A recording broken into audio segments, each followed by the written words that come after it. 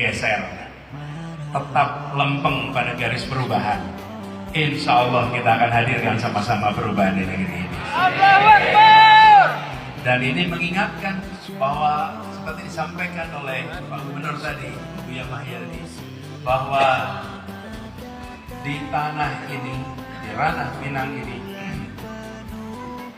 dilahirkan dan ditumbuhkan pribadi-pribadi berintegritas, pribadi-pribadi cerdas yang pada masa awal Republik ini betul-betul menentukan arah. Tadi sudah diceritakan oleh beliau bagaimana penyambung nyawa Republik terjadi di tempat ini, dan bagaimana musik integral Natsir membuat kita sekarang menyatakan NKRI harga mati.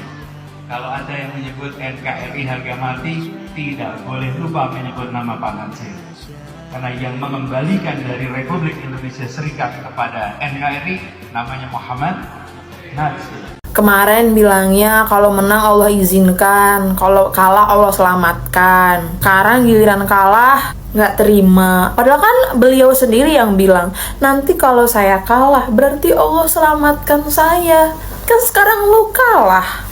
Ya udah dong, harusnya lu bersyukur dong. Kalau lu tuh berarti diselamatkan gitu. Kenapa lu harus marah? Kenapa lu harus tidak terima dengan hasil yang sudah keluar? Pak Anies ini kan yang paling menggembor-gemborkan masalah agama. Getol banget kalau udah bahas agama tuh udah paling kenceng. Tapi kenapa Bapak tidak percaya dengan yang namanya qadar dan takdir gitu? Kalaupun memang Bapak nggak menang, berarti memang takdirnya Bapak tuh nggak menang gitu, kalah. Bapak menggembor-gemborkan masalah agama, sampai kampanye di dalam masjid. Allah udah nulisin garisnya, kehendaknya kalau memang yang jadi presiden tahun ini ya Pak Prabowo. Emangnya seluruh hal yang terjadi di dunia ini bukan atas kehendak Allah? Emangnya Bapak mencalonkan diri sebagai presiden itu bukan atas kehendak Allah juga? Ini kan semua yang bergerak di dunia ini kan atas kehendak Allah juga. Kalau masyarakat tidak mau memilih kamu, kalau 200 juta masyarakat Indonesia ini nggak milih kamu, ya udah berarti memang suaramu tuh cuma di 2 provinsi aja, Pak. Kalau memang Anda nggak menang, ya udah berarti memang takdirnya atau memang kehendak Allah itu nggak memenangkan kamu. Emang harus banget seluruh masyarakat di Indonesia ini memilih kamu hanya karena kamu selalu membawa-bawa agama, isu-isu agama? Gue muslim, tapi gue tuh paling nggak suka kalau masalah politik tuh disangkut pautin sama masalah agama gitu. Kayak apa banget sih? Lu paling sering bawa-bawa agama, tapi lu tuh nggak mikir kalau semua yang berjalan di dunia ini tuh atas kehendak Allah. Kalaupun memang Pak Prabowo sama Mas Gibran jadi presiden, wakil presiden, ya udah itu atas kehendak Allah. Dan lu nggak percaya, padahal lu sendiri yang sering menggebor-geborkan masalah agama ini. Aneh kan? Ketua Tim Hukum Anies Caimin minta pemilu diulang. Seandainya nanti ini diterima sebagai satu argumen yang kuat oleh Mahkamah Konstitusi, tentunya kami mengharapkan dilakukan pemungutan suara ulang tanpa diikutin oleh calon wakil presiden 002. Aduh, Bang Ari Yusuf Amir nih, Ketua Tim Hukum Anies Caimin. Hayalan tingkat tinggi, bos. Ya, kok bisa minta pemilu diulang? Emang biayanya sedikit?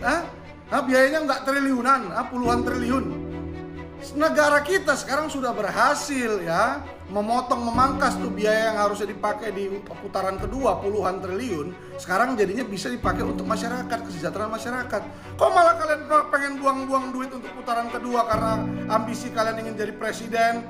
Pak Anies Caimin tuh pengen menang, ambisi terus, sekarang menghalalkan segala cara pokoknya menang gitu. Ya nggak bisa gitulah, bos.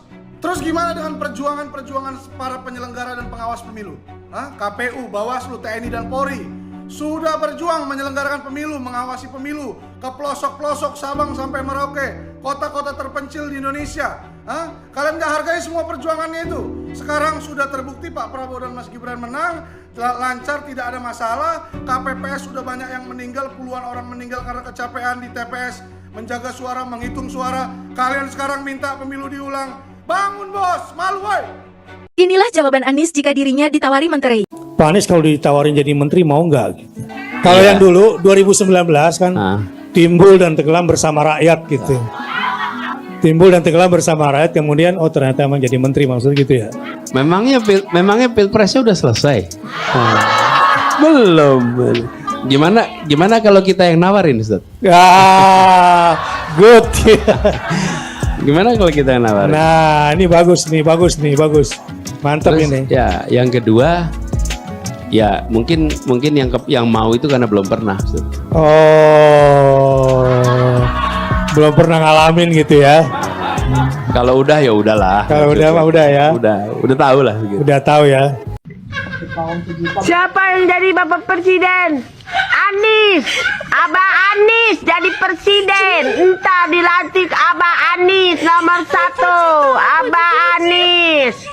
Abah Anies nomor 1. Cinta damai. Dicium sama anak kecil mau. Sama bapak-bapak mau. Sama nenek-nenek. Cium tangan mau. Presiden kayak gitu. Abah Anies jadi presiden sedunia.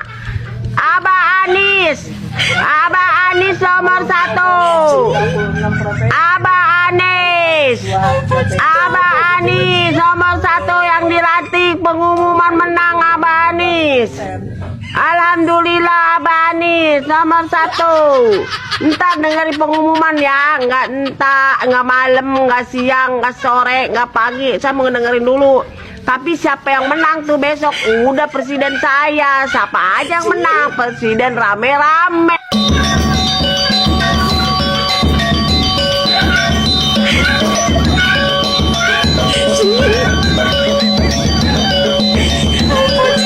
Saya menerima kekalahan saya seperti halnya kompetisi-kompetisi lainnya. Pasti ada menang dan ada yang kalah.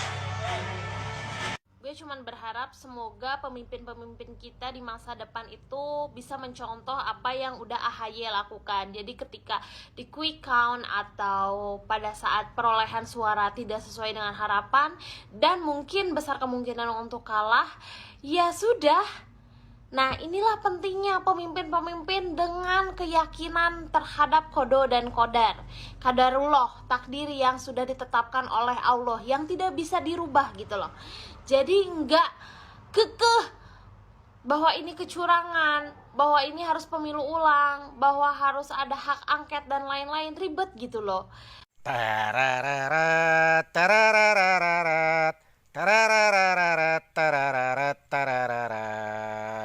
Komando latihan pelantikan, di sini negarawan dilahirkan.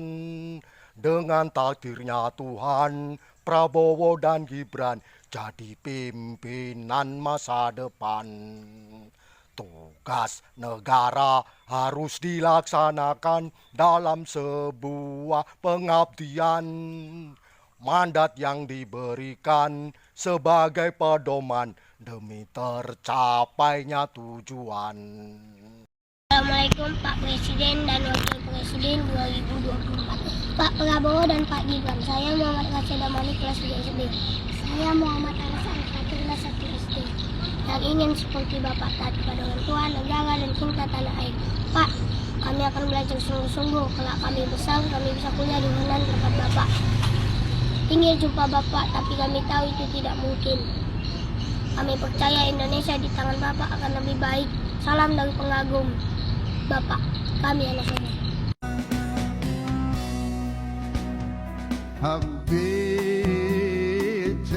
Nah, ini saya mau ngomong nih, ini belum ada yang ngomong nih.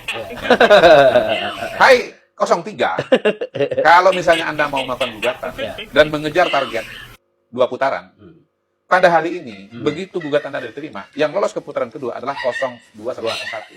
Anda tetap nggak masuk, bos.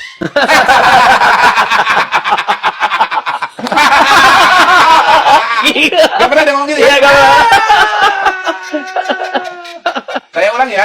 Hai 03, kalau Anda melakukan gugatan permohonan ke Mahkamah Konstitusi dan berupaya menggagalkan sekali putaran dan harus menuju ke putaran kedua. Kalau mau mengubah hasil dari 02 menjadi pemenang 03 kan, hil yang muslah kan Bang? Banget kan? Mau membuat 16% ini. Mau membuat 16% ini jadi nomor 1 kan susah itu. Berarti target paling mungkin dalam tanda kutip bagi 03 adalah memaksakan agar ini ada putaran kedua kan?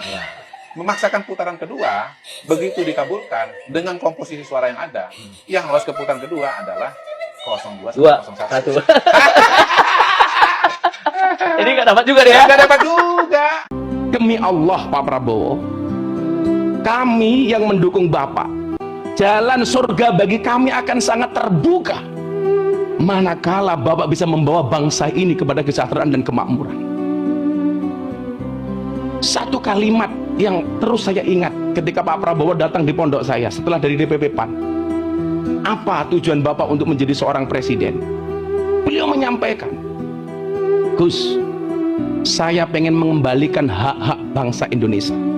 Saya pengen mengembalikan hak rakyat Indonesia sehingga bangsa ini bisa tersenyum, sehingga rakyat ini bisa tersenyum. Demi Allah Gus, kalau rakyat Indonesia sudah bisa tersenyum dengan kembali hak-haknya, saya pengen mati dalam keadaan tersenyum. Itu kalimat Bapak Prabowo Subianto. Sehingga bagi kami, bangsa Indonesia punya harapan.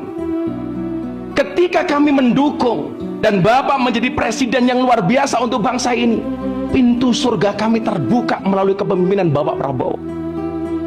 Ciri orang beriman, wa idza tuliyat alaihim ayatuhu zadatuhum imanan. Ketika ditunjukkan tanda-tanda kebesarannya, maka bertambahlah imannya. Bagi orang kaya, Allah menunjukkan tanda-tanda kebesarannya dengan menghadirkan orang miskin.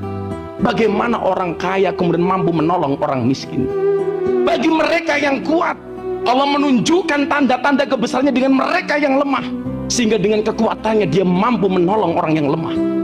Sebagai seorang pejabat, Allah tunjukkan tanda-tanda kebesarannya dengan rakyat yang menderita. Maka di situ kemudian Nabi mengatakan, wallah fi aunil abdi maka nal abdu fi auni akhi. Demi Allah, Allah akan menolong hambanya manakala sang hamba mau menolong saudaranya. Allah mengingatkan kita bagaimana orang miskin itu menjadi tanggung jawab negara. Itu tanda-tanda kebesaran Allah. Makanya kenapa kemarin saya bilang saya itu jualan programnya Pak Prabowo gampang, Pak. Soal makan gratis, apalagi saya NU Pak, yang identik dengan makanan gratis. Ketika Nabi Ibrahim membangun Ka'bah bersama Ismail, Ka'bah selesai, Allah datang kepada Ibrahim.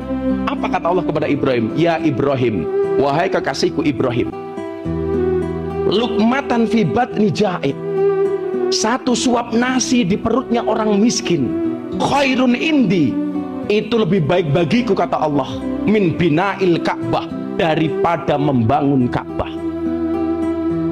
Ka'bah yang begitu fenomenal, Pak, derajatnya menurut Allah itu lebih baik bagi Allah ketika kita menyantuni orang miskin, ketika kita menolong orang miskin.